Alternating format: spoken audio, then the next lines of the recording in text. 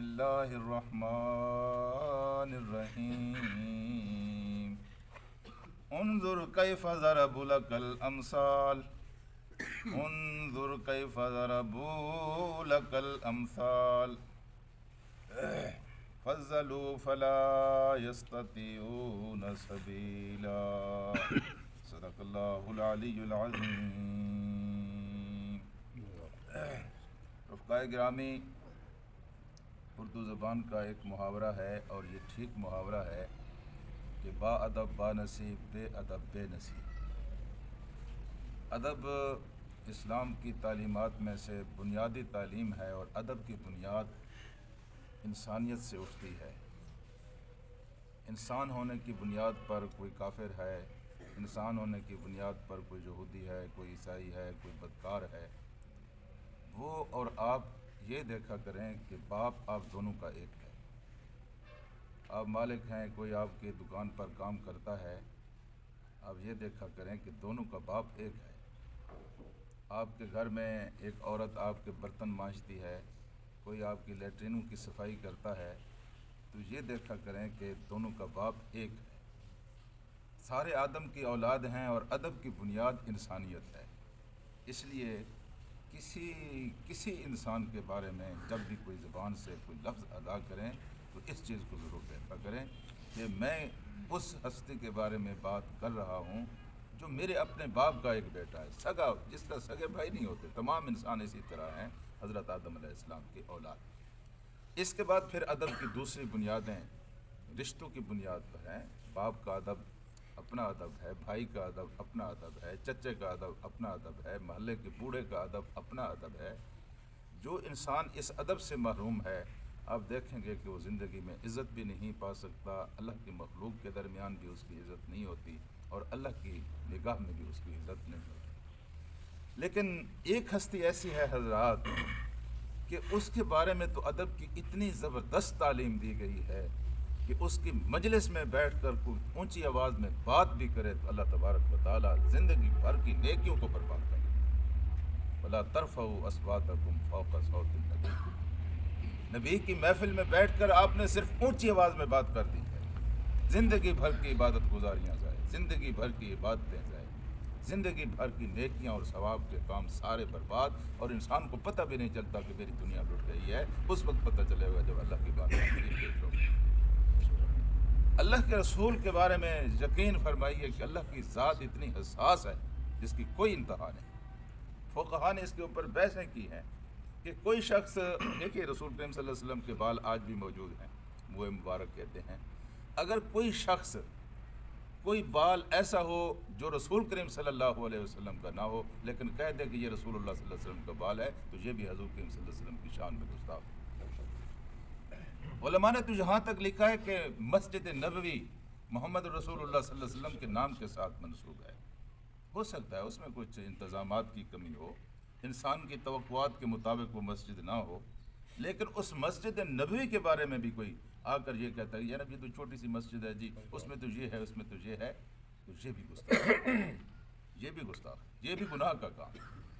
اللہ کے رسول کی ذات کے بارے میں تو کوئی تصور نہیں کر سکتا، اس کا تذکرہ اس طرح کیا جائے جیسے عام انسانوں کا تذکرہ کیا جاتا ہے، یا ان کی کسی بات پر یا ان کی کسی چیز کے بارے میں یعنی بندہ اس طرح بات کرے کہ جس سے بے ادبی نکلتی، تو انسان کو محتاط رہنا چاہیے۔ تلوار کے اوپر چل رہا ہے، جو سمجھے بجلی کی ننگی تار ہے اس کو ہاتھ لگا رہا ہے، سانپ کے سامنے انسان آ گیا ہے، اس طرح سمجھے انسان کو پتہ نہیں، انسان تباہ ہو جاتا ہے۔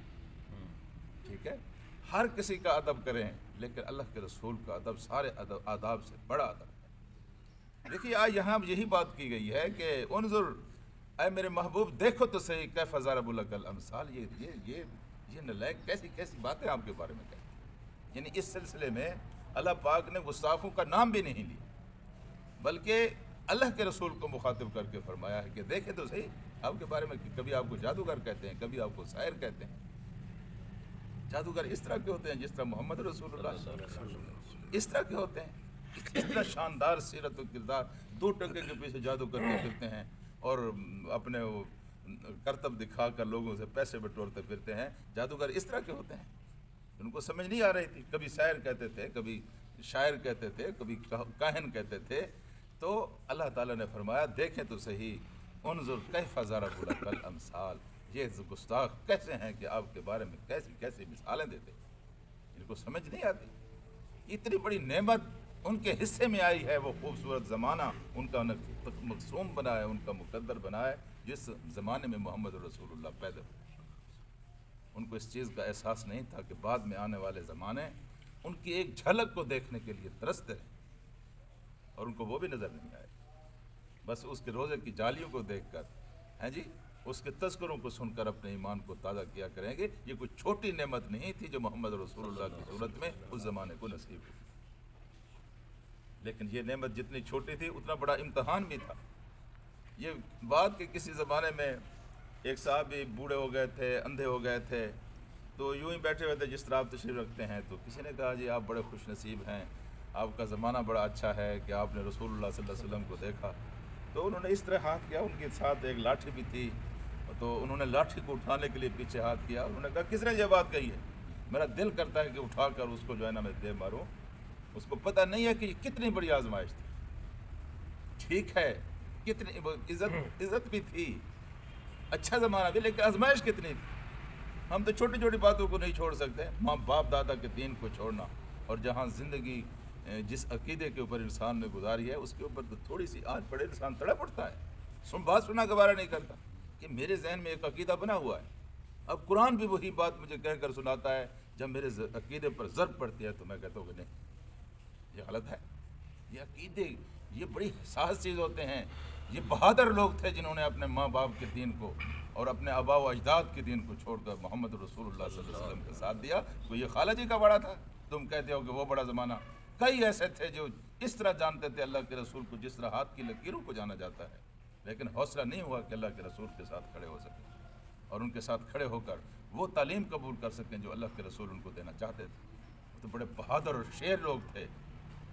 بہت سارے لوگ ایسے گزرے ہیں اور اب بھی ممکن ہے جنہوں نے صحابہ کرام سے بڑھ کر قربانیاں دی ہوں، صحابہ کرام سے بڑھ کر عبادتیں کی ہوں، لیکن کوئی ایک نہیں، سارے کے سارے اس طرح کے نیک لوگ بھی ایک صحابی کے برابر نہیں ہو سکتے. اس لیے کہ انہوں نے جو کام کیا ہے بعد میں آنے والے تو راستہ بن گیا ہے. میرا کیا کمال ہے، میں تو سب کچھ مسلمان معاشرے میں رہتا ہوں. اس زمانے میں اللہ کے رسول کے ساتھ کھڑا ہونا بڑا کام تھا، اور یہ عزت جن کو ملی ہے بس ان کو ملی ہے. اب اس عزت میں ان کا کوئی شیئر ہولڈر، کوئی حصے دار نہیں بن سکتا. تو فرمایا یہ ہے کہ دیکھیے یہ کیسی آپ کے ساتھ آپ کے بارے میں مثالیں، فلا یستطیعون سبیلا. اب اس گستاخی کی وجہ سے یہ اب استطاعت ہی نہیں رکھتے کہ سیدھے راستے کی طرف آ سکتے. جی یہ انسان کی فطرت ہے. یہ انسان جس عقیدے کے اوپر اپنی زندگی استوار کر لے اس کو بالکل اپنے سینے کے ساتھ لگا کر رکھتا ہے. باپ اگر کسی ایک کہتے ہیں، باپ اگر یہودی ہے تو بیٹا بھی یہودی، باپ عیسائی ہے تو بیٹا بھی عیسائی. چلو اس طرح دیکھ لیتے ہیں نا جی، چلو ارائی کا بیٹا تو ارائی ہے، جاٹ کا بیٹا تو جاٹ ہے، بریلوی کا بیٹا بریلوی کیوں ہے، دیوبندی کا بیٹا دیوبندی کیوں ہے، اہل حدیث کا بیٹا اہل حدیث کیوں ہے، شیعہ کا بیٹا شیعہ کیوں ہے. دیکھیے نا، گناہ نہیں ہے، لیکن کوئی سوچنے کے لیے تیار نہیں ہے جس پر میرا باپ آیا میں اس کے پر چلتا رہوں. آپ سوچیں، جہاں ہیں آپ سوچیں، آپ کا عقیدہ، آپ کا مذہب، آپ کا مسلک، یہ آپ کے پاس معیار ہے. یہی تو اللہ کا احسان ہے، قرآن آپ کے پاس موجود ہے. اس کے ساتھ ملا کر دیکھیں، کوئی تخصیص نہیں ہے مذہب کی.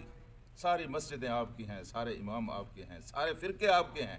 جو چیز جس کی اچھی نظر آتی ہے وہ آپ کی چیز ہے، اور معیار اچھائی کا کیا ہے؟ اللہ کا قرآن اور اللہ کے رسول کی حدیث ہے. جی اگر اس کو آپ نے چھوڑ دیا تو دوسرا کوئی معیار نہیں ہے، کوئی ملا معیار نہیں، کوئی پیر معیار نہیں، کوئی سیاسی رہنما معیار نہیں. آپ کے پاس معیار اللہ کا قرآن ہے. حضور کریم صلی اللہ علیہ وسلم نے کیا خوبصورت، کسی نے جا کر کہا کہ آپ کو مذمم کہا جاتا ہے. کسی کا آپ نے نام نہیں بگاڑا، زندگی بھر آپ نے کسی کا نام نہیں بگاڑا، جان کے دشمنوں کا بھی آپ نے نام نہیں بگاڑا. اب یہ بڑی اشتعال انگیز بات ہے، یہ لوگ تو آپ کو مذمم کہتے ہیں.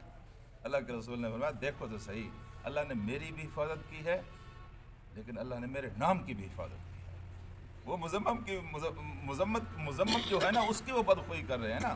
میں مذمم تو نہیں ہوں، میں تو محمد ہوں صلی اللہ علیہ وسلم. تعلیم دی ہے. ان چھوٹی چھوٹی باتوں سے زندگی کے درس نکلتے ہیں، اگر انسان ان کو حاصل کرنے کی کوشش کرے. یہاں سے زندگی خوبصورت بنتی ہے. اس لیے اللہ کے رسول کا ادب اور ادب کا سب سے پہلا زینہ یہ ہے اللہ کے رسول کا اتباع۔ ویسے آپ ادب کرتے رہیں زندگی کے جملہ معاملات میں، آپ کا رسول ادھر جا رہا ہے آپ ادھر جا رہے ہیں، یہ کیسا ادب ہے؟ ہر معاملے میں اللہ کے رسول کا اتباع یہ سب سے بڑا ادب ہے۔ اللہ سے دعا کرتے ہیں کہ اللہ ہمیں یہ ادب ادا کرنے کی توفیق عطا فرمائے۔